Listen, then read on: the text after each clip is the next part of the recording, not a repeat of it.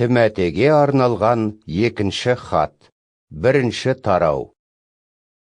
Құдайдың Мәсіх Исамен байланыстағыларға шынайы өмірді уәде еткендігін жариялау үшін, оның еркімен Мәсіх Исаның елшісі болған Паулдан, сүйікті рухани балам Тімотейге дұғай сәлем. Құдай әкеміз бен иеміз Мәсіх Иса саған рақымы мен қайырымын жаудырып, тыныштығын сыйлай берсін. Ата-бабаларым қызмет еткен Құдайға мен де таза ар-ұжданыммен қызмет етемін. Оған сен үшін күні-түні шүкірлік етіп, дұғаларымнан өзіңді ешқашан тастамаймын. Қоштасқандағы көз жасыңды есіме түсіріп, сені қайтадан көріп, қуанышқа кенелуді қатты аңсаймын. Шынайы сенімің есімде. Ол алдымен әжең Лойда мен анаң Әунекенің жүректерінен орын алған еді. Оның сенің жүрегінен де орын алғанына көзім жетті. Сол себепті саған ескертемін. Мен үстіңе қолымды қойып сыйынғанымда, Құдай рақым етіп, өзіңе берген дарынды көбірек ынтамен қолдан. Өйткені, Құдай бізге қорқыныш емес, күш, сүйіспеншілік және ұстамдылықты дарытатын киелі рухын сыйлады. Сондықтан да, иемізді ашық мойындаудан ешқашан тартынба. Иемізге бола түрмеде отырған мен үшін де ұялма. Қайта, Құдай беретін рухани күш қуатқа сүйеніп, ізгі хабар үшін азаптарды бірге көр. Құдай бізді құтқарып, өз халқы ретінде қасиетті өмір сүруге шақырды. Ол мұны біздің жасаған игі істерімізге бола емес, өзінің мақсаты мен рақымы бойынша істеді. Себебі, Құдай бізге Иса Мәсіх арқылы рақымын сыйлауға әлем басталмастан бұрын-ақ ниеттенген еді. Қазір ол соны құтқарушымыз Иса Мәсіхтің келуімен ашық көрсетті. Мәсіх өлімнің күшін жойып, ізгі хабары арқылы шынайы, ешқашан өшпейтін өмірді жарыққа келді. Тәңір ие, мені осы ізгі хабарды халықтарға жариялаушы, елші және тәлім беруші етіп тағайындады. Сол себептен мен осындай азап көріп жатырмын. Ал соған еш ұялмаймын. Себебі кімге сенім артқанымды білемін. Оның қайтып келетін күніне дейін өзінің маған аманаттаған ізгі хабарын аман есен сақтайтынына кәміл сенемін. Менен естігендеріңді дұрыс ілімнің үлгісі ретінде Иса Мәсіхке деген сеніммен және сүйіспеншілікпен берік ұстан. Өзіңе аманатталған ізгі хабарды өмірімізден орын алған киелі рухтың көмегімен аман есен сақта. Азия аймағындағы сенушілердің бәрінің дерлік мені тастап кеткенін білесің. Олардың арасында Фигел мен Ермоген де бар. Иеміз Анисифордың үй ішіне мейірімін сыйлай көрсін. Анисифор әлден рет көңілімді көтеріп, жігерлендіріп, бұғауда отырған жағдайыма ешқандай ұялмады. Керісінше, Римде болғанда ерінбей жалықпай, мені тапқанша іздеді. Иеміз қайта оралатын күні, оған мейірімін көрсете көрсін. Анисифор маған Эфесте де қаншама қызмет еткенін өзің жақсы білесің ғой.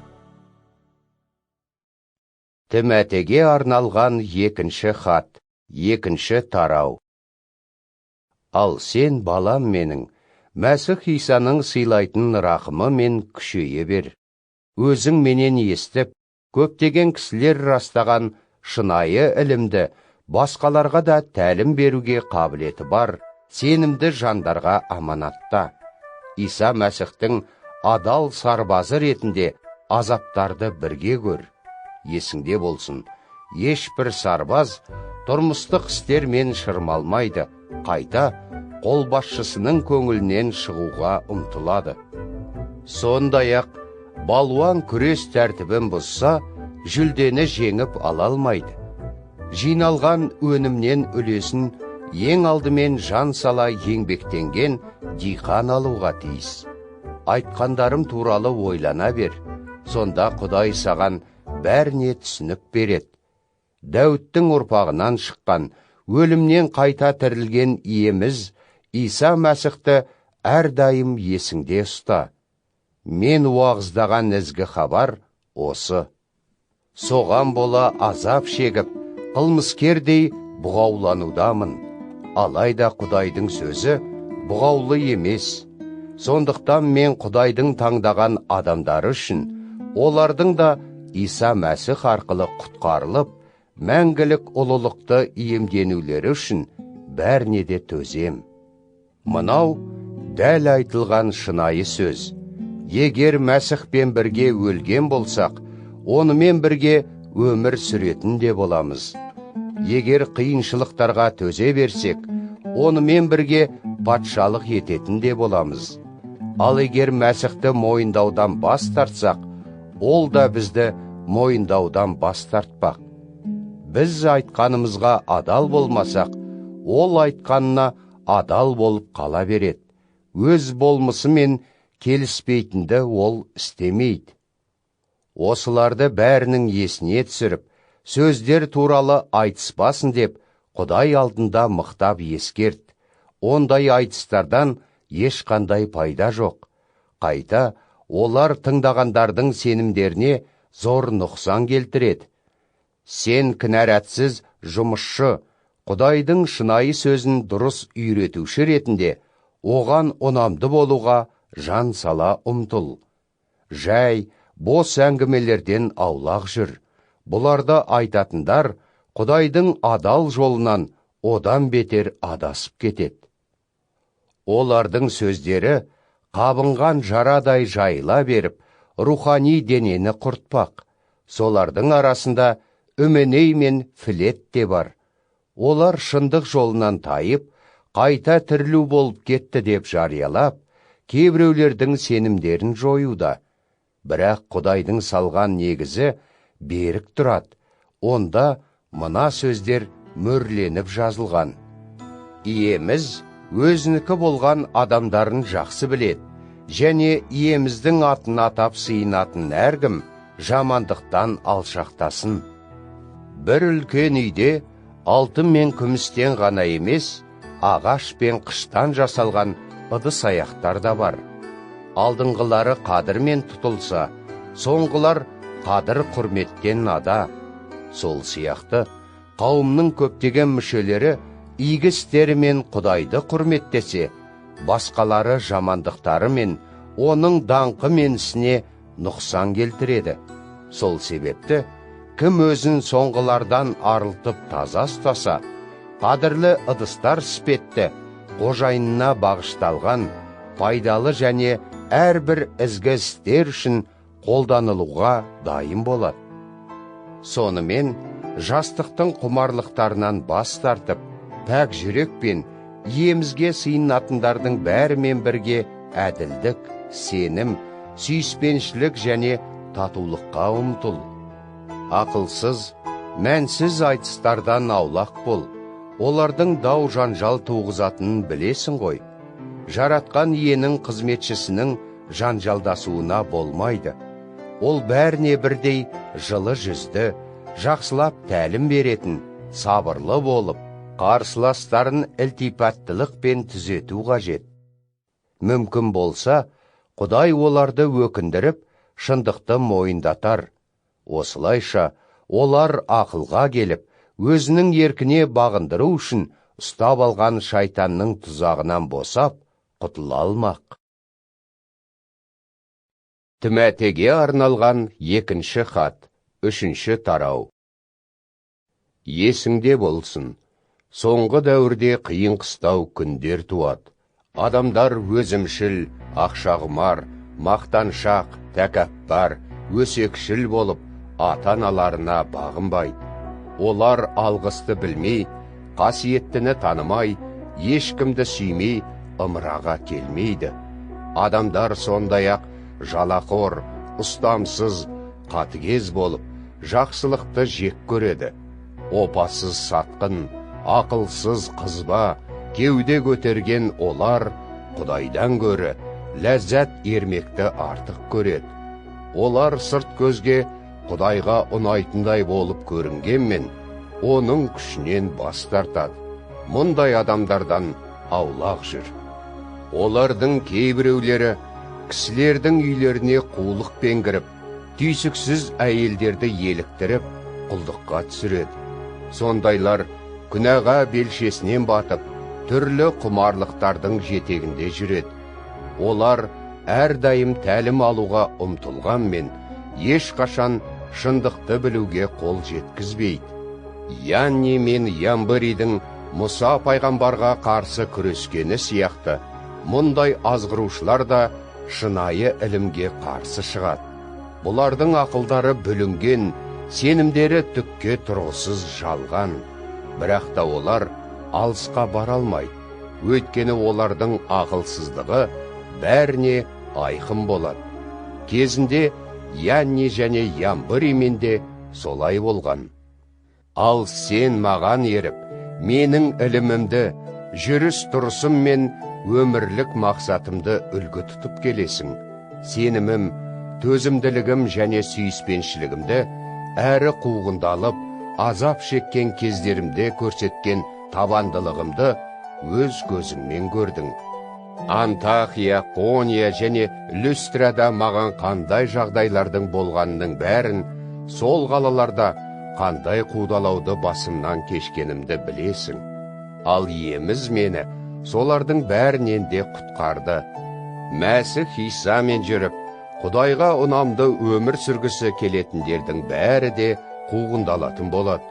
Қара ниеттілер мен алаяқтар бұрынғыдан бетер жамандық жасап, өздері де алданып, өзгелерді де алдай бермек. Ал сен үйреніп, берік сенгендеріңе адал болып қала бер. Өйткені өзіңнің кімдерден тәлім алғаныңды білесің. Сонымен бірге балалық шағыңнан ақ киелі жазбалармен таныссың. Олар сені парасатты етіп, Мәсіх Исаға деген сенімің арқылы құтқарылуға бастап әкеледі.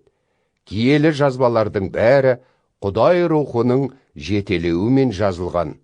Олар тәлім беру, әшкерелеу, түзету, әрі әділдікке тәрбиелеу үшін тиімді. Осылай, Құдайдың адамы барша игі іске дайындалып, толықтай даяр болмақ. Тиматейге арналған екінші хат, 4-ші тарау. Құдай әке алдында және қайтып келіп көрініп, патшалық құрғанда тіріні де, өлгенді де соттайтын Иса Мәсіх алдында саған мықтап ескертемін. Құдайдың сөзін уағызда, мұны адамдарға ұнауы, ұнамауына қарамастан, әрдайым орындауға табандылықпен ұмтыл. Олардың қателерін әшкерелеп, тыйым сал, әрі жақсылыққа жігерлендіре тұрып, зор сабырлықпен тәлім бер. Себебі адамдар дұрыс тәлімді еш қабылдамайтын уақытта туады. Олар жеке құмарлықтарының жетегінде кетіп, құлақтарына жағатындарды ғана айтатын тәлім берушілерді көптеп шақырып, соларды тыңдайтын болады. Осылай, олар шындыққа құлақ салмай, бос аңыздарға назар аудармақ. Ал сен әрдайым қырағы, азапқа төзімді бол. Ізгі хабарды уағыздаушының міндетін атқарып, қызметіңді орындай бер. Менің қаным төгіліп құрбан болып, бұ дүниеден аттанатын кезім таяп қалды. Мен ізгі күреске қатысып болдым. Жарыста жүгіріп, мәреге жеттім. Сенімімді сақтап қалдым. Енді мені жеңімпаздың жүлдесі, әділдіктің тәжі күтіп тұр. Оны маған сол күні әділ төреші иеміз бермек. Ол тек маған ғана емес, оның қайта оралып, анық көрінуін сүйіспеншілікпен күткендердің бәріне де сол жүлдені сыйлайды. Маған тезірек келуге тырыс, Себебі Димас осы күнәһар дүниені жақсы көріп, мені тастап, Салоника қаласына кетті. Кіріскент Галатияға, ал Тит Далматияға аттанды. Жалғыз Луқа ғана қасымда. Марқаны тауып, бірге ала кел, өйткені ол қызметіме пайдалы болмақ. Түхікті Эфеске жібердім. Троада да Қарпостың үйіне тастап кеткен шапанымды, сондай-ақ шиыршық кітаптарымды да ала кел, әсіресе жарғаққа жазылғандарын. Мыс шебері Ескендір маған көп жамандық жасады. Иеміздің өзі оған істегендеріне лайықтысын қайтарар. Ескендір айтқандарымызға тым қарсы шықты. Сен де одан сақтанып жүр. Алғашқы тергеліп, жауапталған кезімде қасымда жақтаған ешкім болмады. Қайта бәрі мені тастап кетті. Құдай олардың мұнысын мойындарына артпай-ақ қойсын. Алайда иеміз маған жар болып, әр ұлттық адамдардың естуі үшін ізгі хабарды толықтай жариялауға күш қуат беріп, мені арыстанның аранынан құтқарғандай өлімнен аман алып қалды. Иеміз мені болашақта да жамандық атаулыдан сақтап, өзінің көктегі патшалығына апармақ. Оның ұлылығы мәңгі мадақтала берсін. Әумин. Прискила мен Ахилаға, сондай-ақ Анисифордың үй ішіне сәлем айт. Ераст Коринт қаласында қалды. Трофимді ауырғандықтан Милит қаласында қалдырдым. Қыс түспей келуге тырыс. Эубул, Пот, Лин, Клаудия және барлық басқа бауырластарымыз саған сәлем жолдап жатыр. Жаратқан ие жар болып, рухыңды жігерлендіре көрсін. Оның рақымы бәріңе де жауа берсін. Әумин.